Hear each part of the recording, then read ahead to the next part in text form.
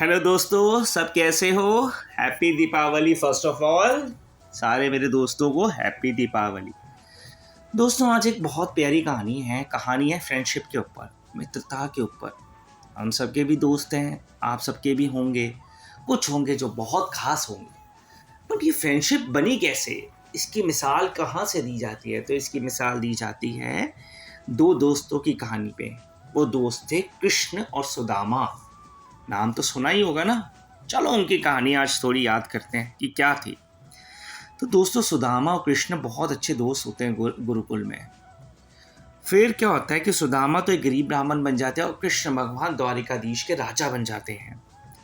सुदामा इतने गरीब होते हैं दोस्तों कि वो अपने बच्चों का पेट भी नहीं भर पाते, बहुत गरीबी में रहते हैं। उनकी पत्नी भी बेचारी बहुत परेशान रहती है। दिन रात वो बेचारे अपनी किस्मत को सोचते रहते हैं कि क्या है। एक दिन उनकी पत्नी कहती है कि सुनो, तुम कहते हो कि कृष्ण तुम्हारे दोस्त हैं, अगर वाकई दोस्त हैं तो तुम जाके उनसे मदद मांगने जाओ। तुम्हारे दोस्त हैं, तुम्हारी मदद करेंगे। वैसे तो सुदामा बहुत लंबी और स्वावलंबी होते हैं, बट अपनी पत्नी की बात सुनकर, बच्चों की हालत देखकर वो चले जाते हैं। चल तो पड़ते हैं द्वारिका, लेकिन वो यही सोचते हैं कि मैं लेके क्या जाऊं, क्योंकि उनके घर में तो खाने का तो कुछ अन्न का दाना तक नहीं होता। तो उनकी पत्नी कहती है कि आप ठहरो, मैं कृष्ण भगवान जी या फिर अपने देवर जी के लिए कुछ लेके आती हूँ। तो पड़ोस में से कुछ 3 मुट्ठी चावल वो उधार पे ले आती है। सुदामा बेचारे पोटली में बांधते हैं 3 मुट्ठी चावल, और अपनी पत्नी और बच्चों की हालत देख के बेचारे निकल पड़ते हैं द्वारका। रास्ते पर सोचते रहते हैं कि वो तो कृष्ण भगवान हैं, वो तो इतने बड़े राजा हैं, क्या वो मुझे पहचानेंगे? बचपन की बात है, कहीं भूल गए होंगे, मुझ गरीब को कौन पहचानेगा। सोचते सोचते बेचारे द्वारका पहुंच जाते हैं। द्वारका में देखते हैं द्वारका सोने की बनी हुई है, सारे लोग सुखी, बहुत राज भवन जैसे सबके घर हैं। वो सोचते हैं ये मैं कहाँ आ गया। तो जाते जाते वो कृष्ण के राजमहल पहुंचते हैं। तभी वहाँ के राजमहल के गार्ड या द्वारपाल उन्हें रोक लेते हैं। कहते हैं, ओ गरीब ब्राह्मण, तुम क्या हो, कौन हो, और तुम किससे मिलने आए हो? तो वो बताते हैं सुदामा जी कि मैं कृष्ण भगवान जी का फ्रेंड हूँ, दोस्त हूँ, उनसे कहो मैं मिलने आया हूँ, वो मुझे पहचान लेंगे। द्वारपाल देख के हंसने लग जाते हैं। कहते हैं, कहाँ वो चक्रवर्ती राजा कृष्ण भगवान, और कहाँ तुम दोनों की दोस्ती कैसे हो सकती है? बट वो कहते हैं कि हाँ मैं दोस्त हूँ, आप जाओ तो सही। चल पड़ते हैं वो कृष्ण भगवान को ये सूचना देने।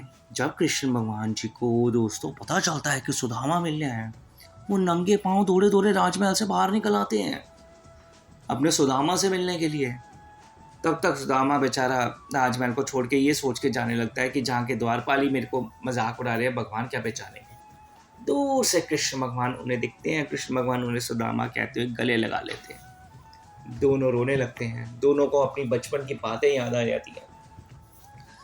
तभी क्या होता है अचानक, उस क्या होता है, कृष्ण भगवान सुदामा को अपने घर ले आते हैं। उनकी खूब खातिरदारी करते हैं, सेवा करते हैं, अपने हाथों से उनके पैर धुलाते हैं। सुदामा ये सोचता ही रहता है, फिर देखता है कि उनकी रानी आ गई, इतने महंगे महंगे उन्होंने आभूषण पहने हुए हैं, गहने पहने हुए हैं। तो वो पोटली छुपा लेता है। कृष्ण भगवान तो भगवान ही थे ना दोस्तों, अंतर्यामी थे।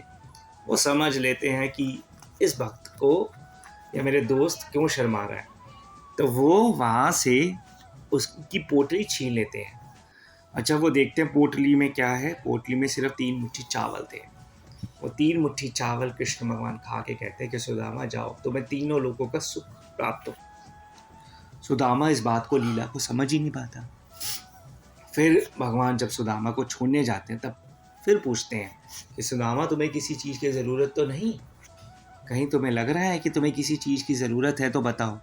सुदामा कहते हैं, नहीं, मुझे कोई ज़रूरत नहीं।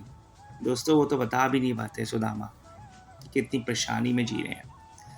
जब वो अपने घर पहुंचते हैं, जब वो अपनी नगरी पहुंचते हैं, तो वो देखते हैं वहाँ पे सारा राजमहल बना हुआ है, सब राजभवन पहुंचते हैं। वो हैरान हो